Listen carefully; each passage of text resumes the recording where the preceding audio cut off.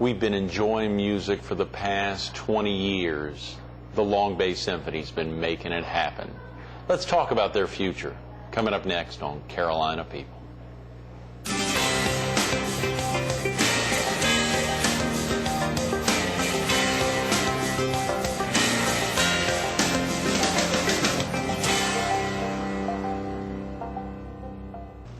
Good morning. Welcome to Carolina People. This morning we're at the Real Estate Career Institute on the corner of 17 Bypass and Wachusau Road in Murrells Inlet. We're focused on the upcoming 20th anniversary season of the Long Bay Symphony, and we're visiting with its general manager, Scott Jacob. Good morning, Scott. Good morning. Good morning. Great to have you It's in. so great to be back. Always a pleasure. And what about this Real Estate Career Institute? This place This is amazing. beautiful. Yeah. It's really beautiful. The old Tyler's Cove restaurant here. A lot of folks will probably remember it in that during that time, and of course the proximity to Wachusau Plantation. Oh, yeah. Down here at the end of this for road. sure. It For is sure. gorgeous. Yeah, I'm probably going to be pretty tempted to drive down to the waterway. to the marina. Yeah. Take a look. Of course, the the creek out here on the other side of us of Murrells Inlet.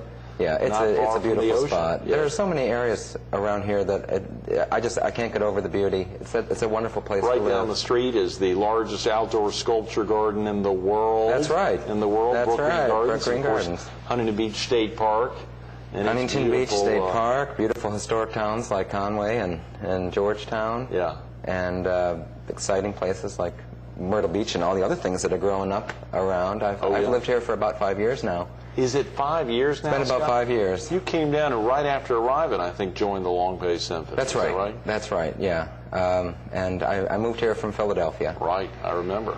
And I remember you were kind of impressed. I had come from what at the time I think was the 5th largest market. TV market TV in the market country. in the That's country, exactly and I think right. it might still be. I think you're right. But now that maybe even 4th, actually. Oh well, yeah, possibly. New York, L.A., Chicago, Philly, and maybe Boston was 5th or something around that. Detroit, I know, is top 10. Atlanta, Washington D.C. There's some big markets.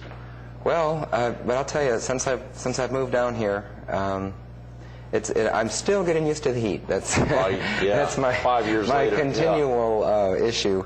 But there is so much to offer down here, and I think people might not realize it. I mean, hopefully everyone gets a chance to explore all the beautiful things that there are to see and do, and you mentioned a couple of them. And, sure. And my personal favorite is our local professional orchestra. Oh, yeah. And the Long Bay Symphony truly is a professional orchestra. It is. I mean, the Long Bay Symphony has multiple facets. Right, right.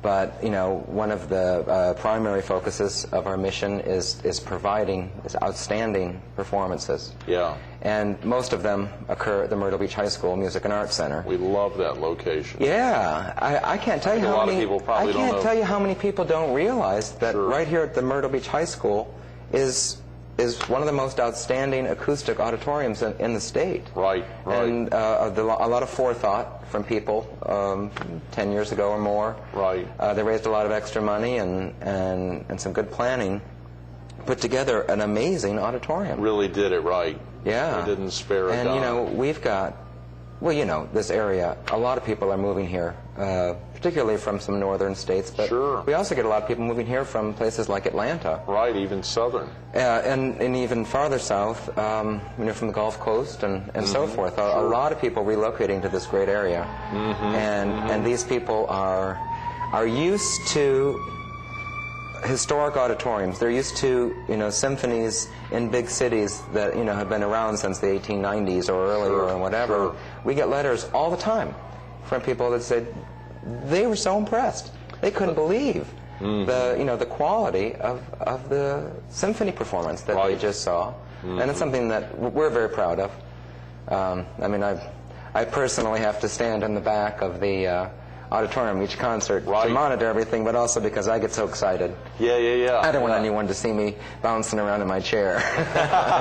But it's a tremendous source of satisfaction. Oh, yeah. Because there's a lot of work that goes into all of that. Each performance. Each performance, and and it's not just the adult symphony performances that I'm talking about, we do a lot of concerts with the youth orchestra. Right, sure. And boy, the pride that you feel when you see how hard those students are working and to see the tremendous product.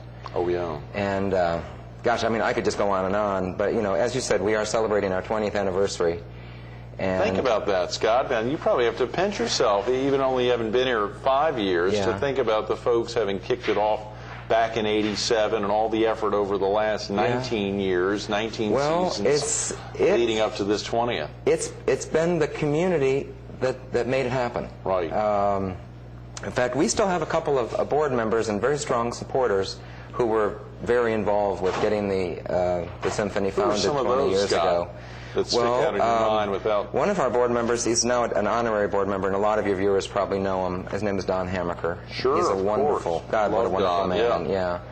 And Diana Swanner Scroggins was the actual founder back in 1987. Yeah. And God, so many people have been involved for so long. B.J. Thomas, Clay Britton, the whole Britton family, really.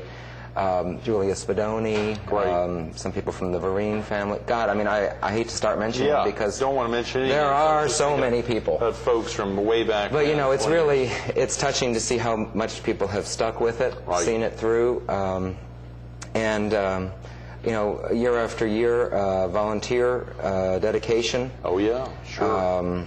And some really hardworking board members. Right. And the Symphony Guild, of course, and all the activities the Symphony Guild. I mean, they're tireless, absolutely tireless. Yeah. All of them. Yeah. Let's. A viewer may need to get off to work now or get family out of the house. What's the best phone number for someone to call? And do you all have a website, Scott? We do. If they wanted to learn more, and the voicemail, I assume, there in the office if they miss you. Yeah, that's fine. Here at 7:15. Yeah, that's true. What's the best phone number? Well, you call the Symphony at 448-8379. Okay. And that is area code 843. Great, absolutely. For our viewers, as you know, and we got a lot of people North Carolina. From surrounding areas. I remember we did for the Beach Music Legends concert there lots with of the people Symphony. coming from all over the place. Folks came in from everywhere. 448-8379. That's right. And if someone wanted to visit your website, you got a tremendous website, tons of information. And it couldn't be easier. The address, it's www.longbaysymphony.com. I love it. longbaysymphony.com. Yeah. That's great. And on that website, you'll be able to find out about our concerts that are coming up. And I'm so excited about Yeah, these let's concerts. get into some of those. And of course, if they called the office, y'all's normal hours, or if they came by to see you. Monday through Friday, 9 to 5. Okay, Monday through Friday, 9 to 5. That's great. And please send Renee Wickstrom our best. Oh, yeah, Obviously, she's been working so hard to get the word out about all the great things happening, not only last season and the year before, but leading up to, of course, this big 20th anniversary season. Yeah, I know that's right. Things have virtually wrapped up on the playbill, getting that in. Today on Monday, folks could possibly still call if they have a camera-ready ad. There is time. The Symphony has 4 major concerts. Right. We have lots of other littler ones, and I shouldn't say littler ones, other ones throughout the year, but for our 4 major concerts, we have a playbill, beautiful playbill. Oh, yeah. And people have an opportunity to advertise in that. Right.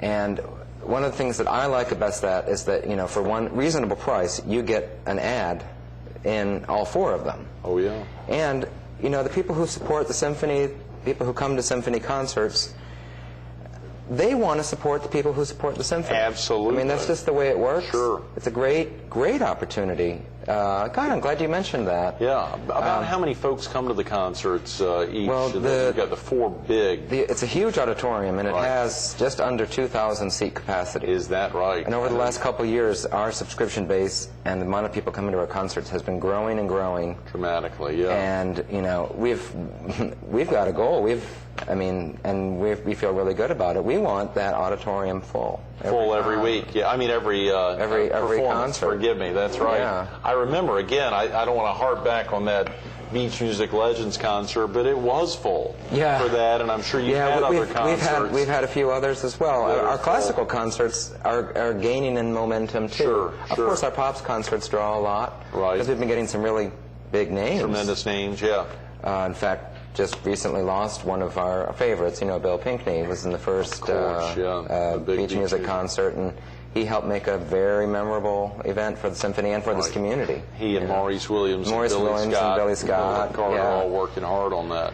Well, we've had so many great people working with us through the years, and so many fun, different kinds of concerts. And but I am so glad that you mentioned about the playbill, because call the Symphony office. Okay, the 448-8379. 8379. Okay. And it's a great opportunity to reach out to a great group of people. As you said, even if they missed the cutoff to be in the permanent one, oftentimes I know you all do inserts. There might be an occasion to do something. So yeah, give us a call, because, as I say, people love the Symphony, and people love supporting people who support the Symphony. Sure. What are some other ways that viewers could get involved supporting the Long Bay Symphony, a group that's been around now going into your 20th season? Yeah, we're starting our 20th year.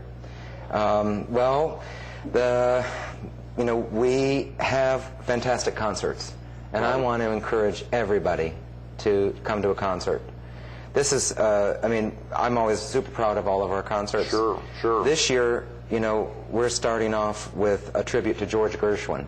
That's on September 16th. On September 16th. Coming up close. So most of the performances are on Sundays? They're all on Sunday.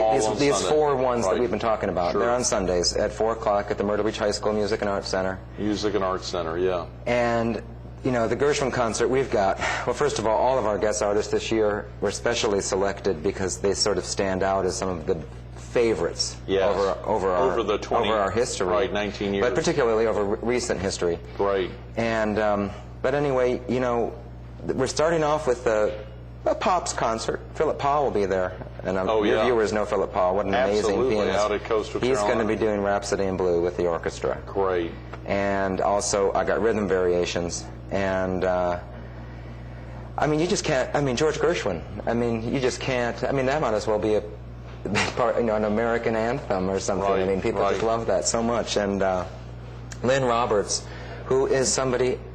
I marvel at her. I'm sure you've had a chance to meet Lynn Roberts. She's a jazz vocalist who's been working for several decades. And people would be surprised. And she performs worldwide. Right. And she is doing some Gershwin tunes with us. She's got a phenomenal voice. We've got a couple other special guest surprises. Great. Some that jazz, day on Sunday, on the 16th, September 16th. Some jazz musicians who worked with a lot of the big band leaders back in the 40s. Great. Still playing, still fantastic. So that's going to be an exciting concert. Well, what I started talking about was that's a great way to support the Symphony. Okay, buy tickets. Buy season tickets. Season tickets, or they can buy individual tickets. Or you can buy individual tickets. But this year, in honor of our 20th anniversary, which we're calling the Year of the Symphony. Right. We're kicking it off with this big Gershwin tribute.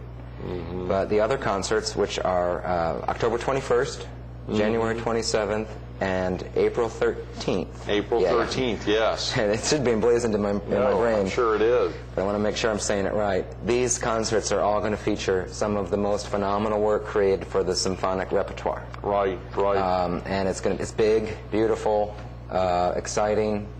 And again, all of the schedule's all online. The schedule's online. If you don't have online. access to the internet, they can call your office. Call us and we'll send you a brochure. We'll send out a brochure. Of course, you've got the very popular Dr. Charles Jones Evans. Yes, that's right. Who's such a superstar. Starting his 12th season. Is that right?